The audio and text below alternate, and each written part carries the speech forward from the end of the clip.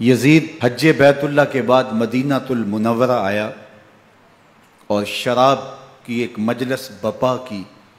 حضرت امام حسین رضی اللہ تعالی عنہ جب وہاں پہنچے تو شراب کی پھیلی ہوئی بدبو کو محسوس کرتے ہوئے فرمایا، یہ بو کیسی ہے؟ تو نشے میں دھت یزید بولا، یہ شام میں بنتی ہے، اور ایک جام منگوایا اور اس کو پیتے ہوئے دوسرا جام حضرت امام حسین رضی اللہ تعالی عنہ کی طرف بڑھاتے ہوئے کہا، ابا عبداللہ لیجئے۔ تو حضرت امام حسین رضی اللہ تعالی عنہ نے فرمایا، میں اس کی طرف دیکھتا بھی نہیں ہوں، اور پھر وہ عشقی اشعار پڑھنے لگا۔ جب یزید کی شراب نوشی کا منظر امام حسین رضی اللہ تعالی عنہ اپنی آنکھوں سے دیکھ چکے تھے تو مجھے بتاؤ یزید کے ہاتھ پہ امام حسین کا پاک ہاتھ کیسے آتا؟ حضرت امام حسین رضی اللہ تعالی عنہ جس ماحول میں پلے تھے، جس ماحول میں پرورش پائی تھی، جس ماحول میں رہے تھے، وہ پاکیزہ اور تقدس ماحول تھا، اور یزید کبھی اطراف دمشق میں، کبھی غوطہ میں، کبھی الخضرہ محل میں، اور کبھی کہاں داد عیش دیتا رہا اور لہو و لعب کے اندر مصروف رہا، اور اس کی زندگی ان چیزوں سے عبارت تھی۔ وہ محرمات کو حلال قرار دیتا، شراب نوشی اس کی ہڈیوں میں رچی ہوئی تھی، اور شریعت بیضا کا مذاق اڑایا کرتا، اور حسین ابن علی رضی اللہ تعالی عنہ کی دوستیاں جن لوگوں سے تھی وہ عبداللہ ابن عباس تھے، عبداللہ ابن عمر تھے، حضرت عبد الرحمن بن ابو بکر رضی اللہ تعالی عنہ تھے۔ یزید تو جوا کھیلتا رہا، یزید تو قمار بازی کرتا رہا، یزید تو شراب نوشی کرتا رہا، اور حسین ابن علی مسجد نبوی کے منبر میں حضور کے پہلوؤں میں بیٹھتے رہے۔ اللہ اکبر! حسین کے لیے پیغمبر کے سجدوں کو طول دیا جا رہا ہے۔ حضرت سیدہ فاطمہ الزہرا رضی اللہ تعالی عنہا کے گھر کے قریب سے گزرے تو حضرت امام حسین کے رونے کی آواز آ رہی تھی، تو آقا کریم علیہ السلام نے فرمایا کہ فاطمہ حسین کو چپ کرواؤ، الا تعلمی ان بقاءہ یوزینی، تو جانتی نہیں حسین کا رونا مجھے دکھ دیتا ہے۔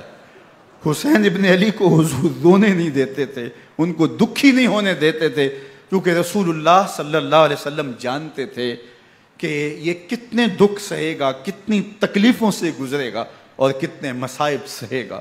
زمانے نے وہ گھڑیاں بھی دیکھیں کہ حضرت حذیفہ بن یمان رضی اللہ تعالیٰ عنہ فرماتے ہیں کہ میں حضور کی خدمت میں نماز مغرب کی ادائیگی کے لیے حاضر ہوا، اور میں نے یہ اجازت خاص طور پہ اپنی ماں سے اس شرط پہ لی تھی کہ امی آپ مجھے اجازت دیں، میں حضور کی خدمت میں حاضر ہوتا ہوں، مغرب کی نماز بھی ادا کروں گا، اور پھر حضور سے عرض کروں گا حضور میرے لیے اور میری ماں کے لیے بخشش کی دعا کر دیجئے۔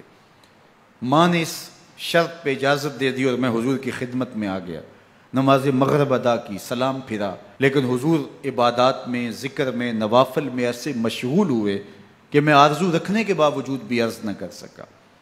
خیر، نماز عشاء کا وقت ہوا، اذان پکاری گئی، حضور مصلی پہ آئے، نماز پڑھی، سلام پھرا، اور حضور اٹھے اور کاشانہ اقدس کی طرف چل دیے۔ اب میرے دل میں یہ خیال رہ کے آ رہا تھا کہ ماں کو کیا جواب دوں گا، میں تو حضور سے بخشش و مغفرت کی دعا کروا ہی نہیں سکا۔ جب حضور چل پڑے تو غیر ارادی طور پہ میں بھی حضور کے پیچھے چل پڑا، تو حضور نے رخ پھیرے بغیر فرمایا، من ھذا، میرے پیچھے پیچھے کون آ رہا ہے؟ پھر خود ہی کہا، حذیفہ تو نہیں؟ تو میرا دل دھڑک رہا تھا، قلت نعم، میں نے کہا جی جی حضور میں حذیفہ ہوں۔ فرمایا ما حاجتوں کا غفر اللہ لک ولامک، کیا کام ہے؟ اللہ تجھے بھی بخش دے، تیری ماں کو بھی بخش دے۔ اب جو کام تھا وہ جنبش لب سے پہلے ہی ہو گیا، یہاں تو لفظوں کا سہارا بھی نہیں لینا پڑتا، وہ بند لبوں کی بولیاں بھی سنتے ہیں۔ اقبال بولا ہے، فروغت صبح آثار و دہور، چشم تو بی نندائے ما فی الصدور، تیری نظر تو سینوں کے چھپے راز بھی دیکھتی۔ تو کہا ما حاجتوں کا غفر اللہ لک ولامک، اللہ تجھے بخش دے، تیری ماں کی بھی مغفرت کر دے، کیا کام ہے؟ اب جو کام تھا وہ تو ہو گیا۔ تو میرے حضور نے ارشاد فرمایا حذیفہ سنو، ابھی ابھی ایک فرشتہ آیا ہے جو اس سے قبل دھرتی پر پہلے کبھی نہیں آیا، آج پہلی مرتبہ اللہ سے اجازت لے کے 2 کام کرنے آیا ہے۔